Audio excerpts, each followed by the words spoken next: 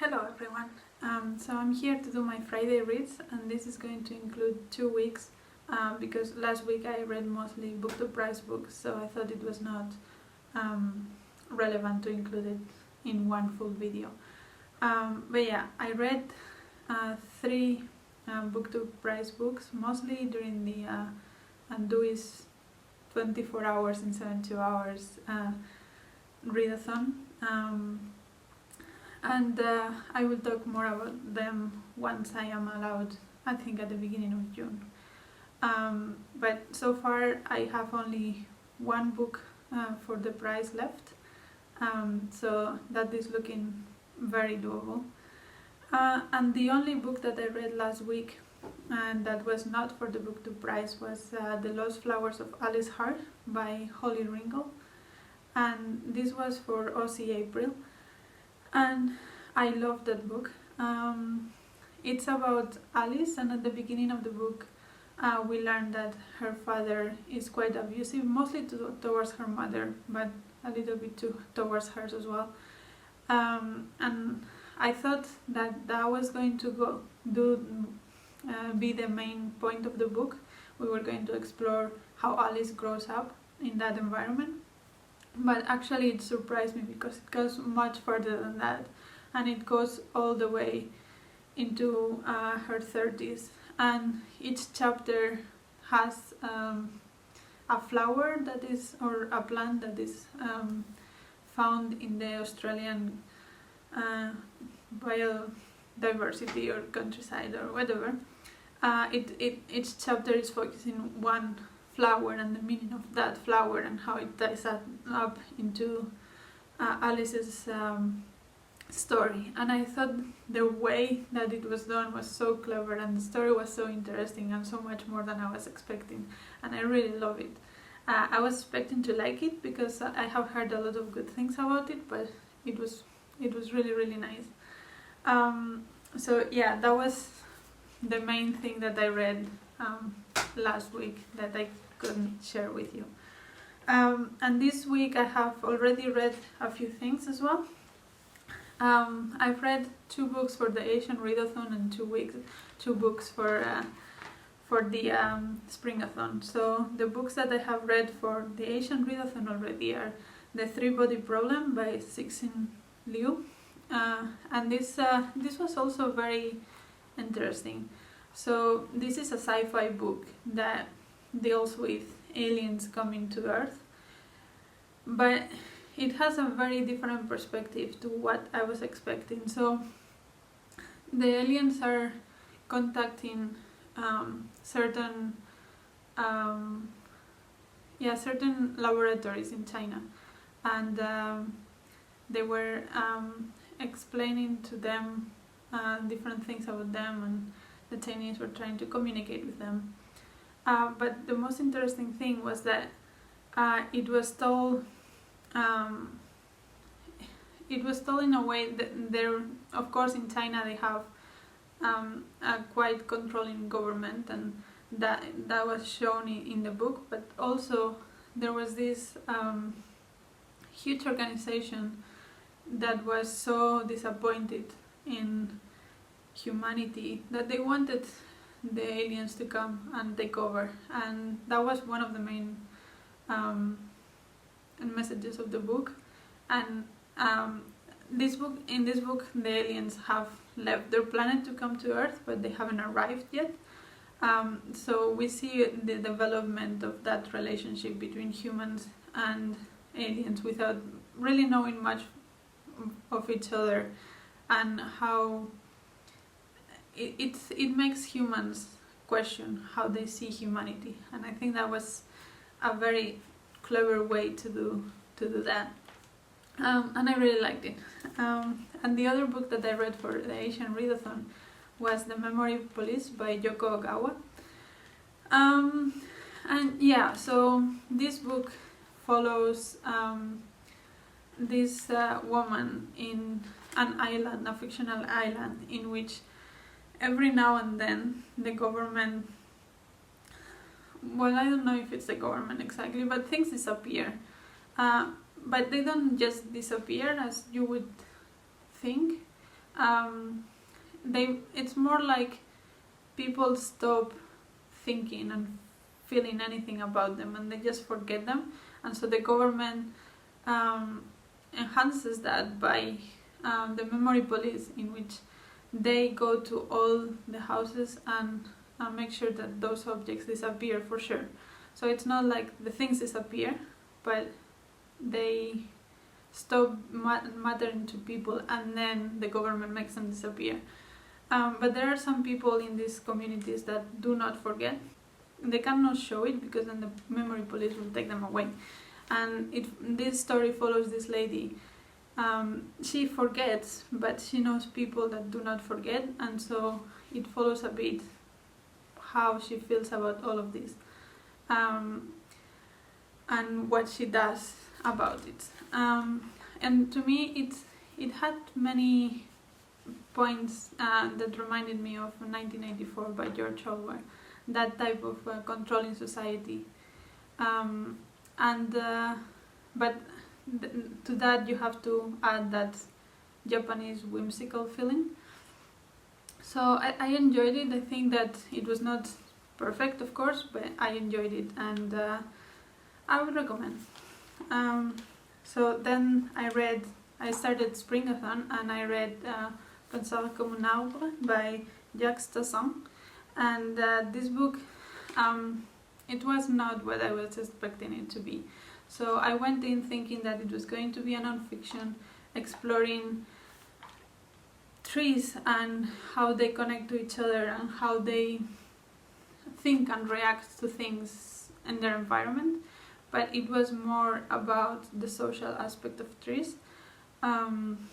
So it was more how trees affect humans and what it means they mean to humans, which is it was okay, but it was not what I was looking for, so I was a bit disappointed with that. And then the last book that I finished this week was We Are the Weather by Jonathan Safran Foer, and this is basically a climate change book, and it focuses a lot on the effects of our diet into the environment, basically.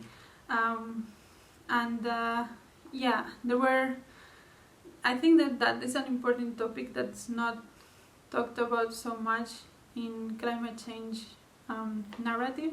It has been discussed more and more in recent years, but it's still like a sidetrack of the climate change narrative. So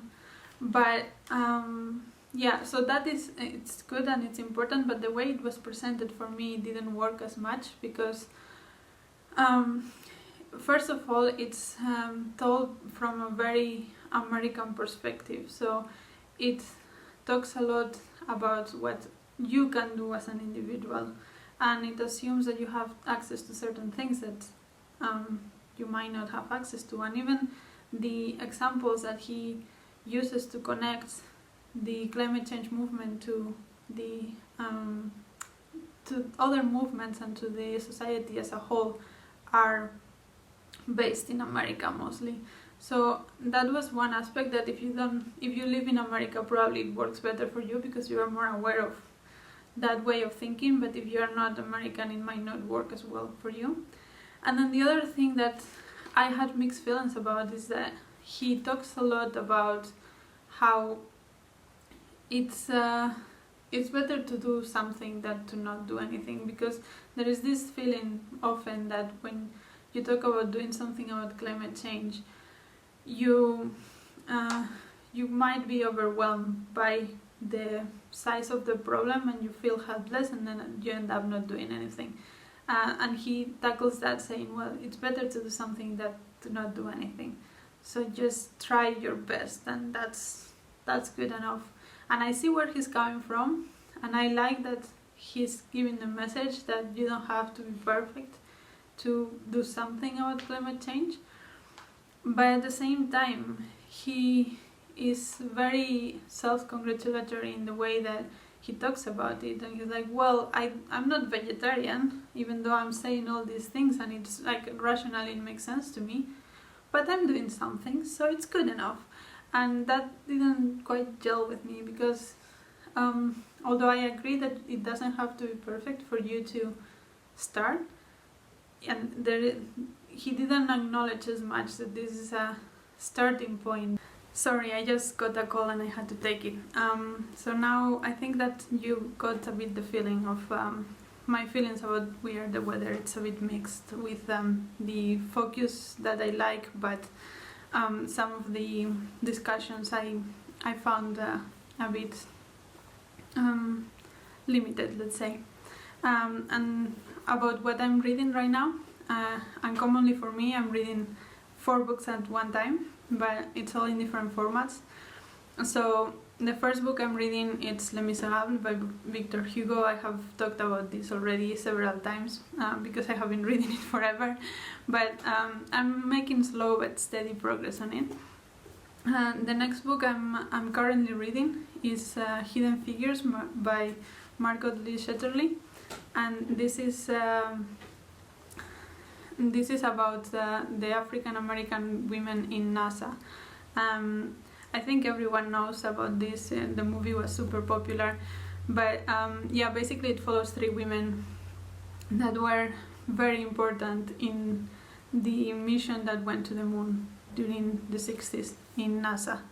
And this was, so far it's very interesting. It focuses a lot more on the actual situation of the country and of NASA at the time. Rather, the movie is also about that, but it uses a lot more the personal lives of these 3 women to tell the story, I feel.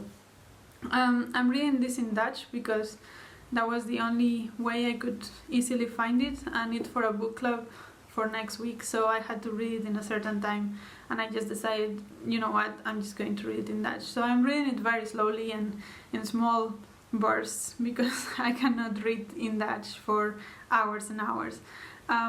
But I'm liking it so far. And then the next book I'm reading, it's my Springathon read, Elmet by Fiona Mozley, and this is about 2 children that live with their daddy in the wilderness, more or less. And we don't know exactly if their daddy is their actual dad, and if well, it's not very reliable. The narrators are not very reliable, and this man is quite violent. He fights for a living, and he hunts, and it's a very violent masculine environment, and the children are growing up in, and it explores how they feel about it and what is happening in their lives regarding to that, and how they are growing up. Basically, it's a coming of age story. I am liking it, but I'm not loving it. I find that some parts are hard to follow, and the structure is not very linear, and the writing style makes it quite difficult for me to follow it. Maybe it's because I'm not a native speaker, because there are some dialect things also in the book. But I'm liking it.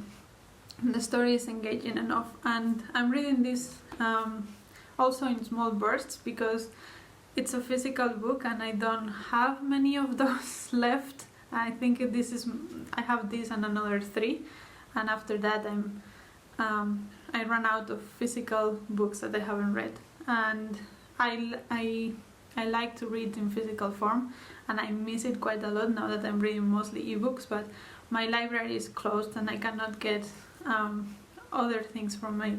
It's only ebooks, so I think that I am savoring the physical books that I have left, and probably I will start rereading some of my favorites after I run out of new things to read in physical form. But that's why this one is also going slow. And then the last thing that I'm reading is Little Fires Everywhere by Celeste Ng. And this is for the Asian Readathon. It's a group book, and it's mainly about this family, mother and daughter, in a very posh neighborhood, and yeah, basically the interactions with the people in that neighborhood and how they are considered lower class, let's say. So it talks a lot about that. But that one I'm enjoying. It's very thrillery. It's very interesting, and yeah, so that was it for me. Thank you for watching. Let me a comment telling me what you're reading, how you are,